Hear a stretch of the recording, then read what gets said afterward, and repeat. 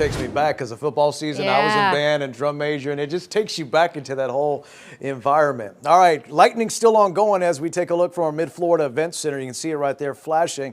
Believe it or not, we hit 95 at PBIA before those showers and storms rumbled on in. You can see that lightning right there again as those showers and storms are sitting offshore. All right, here's a look at live first warning Doppler radar. Pretty intense thunderstorms just kind of hanging around the Gulf Stream right now. We're clearing out through Indian River County. St. Lucie, we're starting to dry out, but you can see the bulk of the activity right here. A few lightning strikes. Still raining a little bit down to Hope Sound. This is all light sprinkle activity there through a portion of St. Lucie, Martin County. Also light rain from Jupiter Farms and towards the gardens, and a little bit of light shower activity holding on through Lantana. So we'll get rid of it eventually in the next couple of hours, but it is going to be slow to move out, and we got some dry time in the morning before those showers and storms return by the afternoon. All right, it's going to be another hot day tomorrow, so plan on it before the storms move on in. And the good news is, as far as the tropics are concerned, really starts to quiet down a little bit. There is one tropical wave that hasn't come off the coast of Africa just yet. It's sitting here.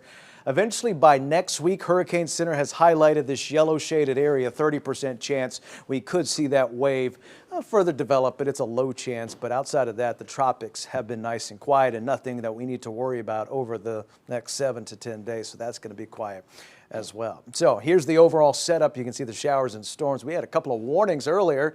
We had a warning for Okeechobee, St. Lucie, and Martin County, one down in Boca earlier this afternoon. Here's our front. It is slow to move, and as it moves down towards our area, creates that instability and more rounds of showers and storms, not only for the weekend, but as we head in towards Labor Day, I should say, Monday into Tuesday. So here's a look at the future track tomorrow. They'll get the storms going around 2 o'clock, lasting tomorrow 7:30, 8 o'clock, another late start.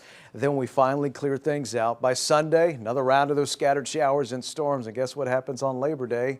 Yep, that front drops down to the south. Lots of instability, another round of showers and storms. In fact, your Labor Day forecast shows a higher coverage for showers and storms at about 70%. So with that being said, the boating forecast really looks fantastic. Seas running 1 to 2 feet. Your dry time is in the morning if you want to do some boating before those showers and storms increase by the afternoon. Southeasterly wind tomorrow 5 to 10. Light chop expected on the intracoastal. And here's a look at South Florida certified most accurate forecast. Rain chances 60% both Saturday into Sunday, 70% on Labor Day. Heat not going anywhere. High temperatures will stay into the lower 90s. And as you can see, that impact weather with heavy downpours, gusty winds, that continues all the way into next weekend. That's a look at your forecast. Flee, my friends at home, have a safe Labor Day weekend.